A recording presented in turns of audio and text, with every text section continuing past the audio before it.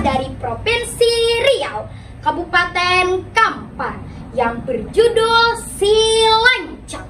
Cerita ini saya ambil dari buku cerita rakyat Nusantara yang ditulis oleh Yudhistira Atmanegara. Beginilah ceritanya. Pada zaman dahulu ada seorang ibu yang memiliki seorang anak lelaki tinggal di sebuah desa bernama Kampar. Anaknya itu diberi nama Lancang. Mereka tinggal di sebuah gubuk tua. Kehidupan mereka sangatlah miskin. Karenanya untuk mencukupi kebutuhan sehari-hari mereka harus bekerja keras sebagai buruh tani.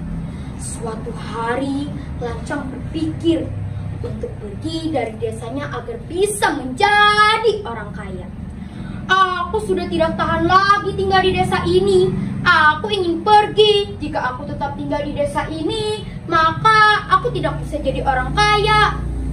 Untuk meneruskan niatnya, Lancang meminta izin kepada ibu dan guru mengajinya untuk pergi ke kota mengadu nasib. Ibu, izinkan aku pergi ke kota untuk mengadu nasib. Siapa tahu pekerjaanku di sana bisa lebih dan dapat membahagiakan ibu, ucap Lancang. Betapa beratnya hati sang ibu melepaskan anak semata wayangnya. Sebenarnya ia tidak mau melepas anak yang sangat ia cintai. Tapi keputusan Lancang sudah bulat. Ibunya terpaksa mengikhlaskan anaknya pergi. Anakku, ibu hanya dapat berpesan. Jika kau sukses di sana, jangan lupakan ibu. Kalaupun kau tidak berhasil, kembalilah nak. Ibu selalu setia menunggumu, kata sang ibu sambil berlinang air mata. Lalu Lancang mencium lutut sang ibu. Dengan berbekal restu dan sebungkus kue lumping dadak kegemarannya, pergilah Lancang ke kota. Hari demi hari ia lalui dengan bekerja keras. Karena keuletannya selama bertahun-tahun, usaha Lancang membuahkan hasil. Dia sudah menjadi orang yang kaya raya. Apa saja yang diinginkannya dapat dibelinya. Dengar kabar yang berhembus, Lancang memiliki 7 orang istri. Semua istrinya cantik-cantik dan anak saudagar kaya. Harta dan kekayaannya membuat dia lupa akan sang ibu di desa Kampar yang sudah menjadi manusia yang sombong dan serakah. Suatu hari, Lancang hendak berlayar kembali ke Andalas dengan membawa ke-7 istrinya. Berbagai persiapan telah disiapkan dengan baik oleh anak buahnya. Berbekalan mewah seperti kain sutra, emas, perak dibawanya.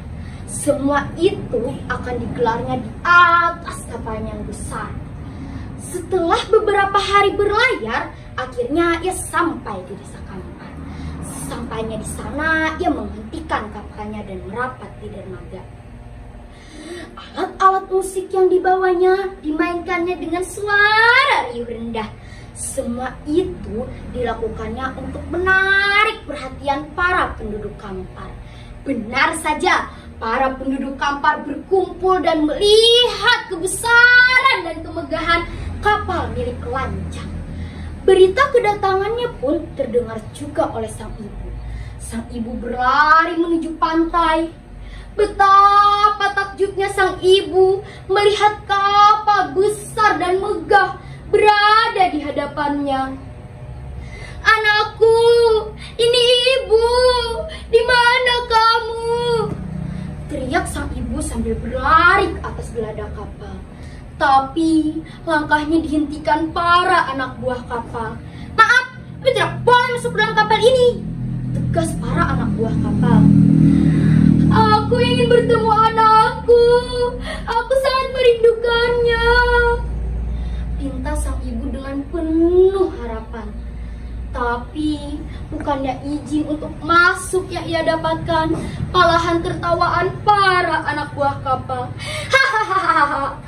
Mereka tidak mempercayai kalau ibu yang berpakaian lusuh compang-camping itu adalah ibunya Lancang.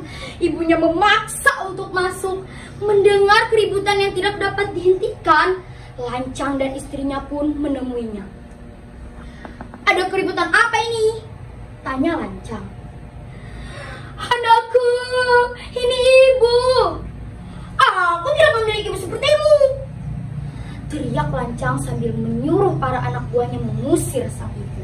Ia merasa sangat malu melihat ibunya yang berpakaian sangat lusuh. Ia tidak ingin orang tahu kalau dulu ia hanyalah seorang buruh tani yang miskin. Betapa hancurnya hati sang ibu. Ibunya berlari ke gubuknya dan mengambil barang pusaka yang telah lama disimpannya, seperti lesung penumbuk padi dan nyiru anyaman bambu untuk menampi beras. Sambil memutar-mutar nyiru dan mengibas-ngibas lesung, sang ibu berdoa, "Ya Tuhanku, hukumlah anak durhaka itu." Setelah sang ibu memanjatkan doa, tiba-tiba datanglah badai dan angin topan. Kapal milik Lancang terhempas ke karang dan hancur lebur. Semua barang-barang yang ada di dalamnya pun terlempar dan jatuh berkeping-keping. Kain sutranya melayang dan jatuh dan kini menjadi sebuah daerah bernama Lipat Angin.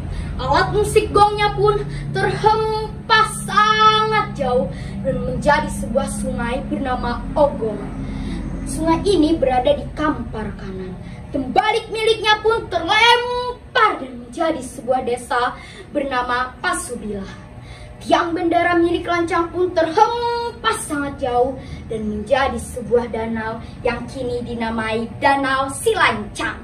Nah teman-teman, sudah habis nih cerita dari saya.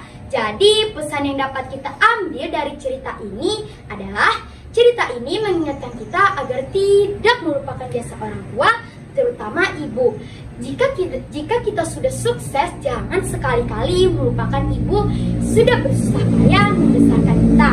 Semoga kita bisa menjadi anak yang soleh dan solehah dan berbakti kepada orang tua. Itu saja cerita dari saya. Mohon maaf bila terdapat kesalahan. Wassalamualaikum warahmatullahi wabarakatuh.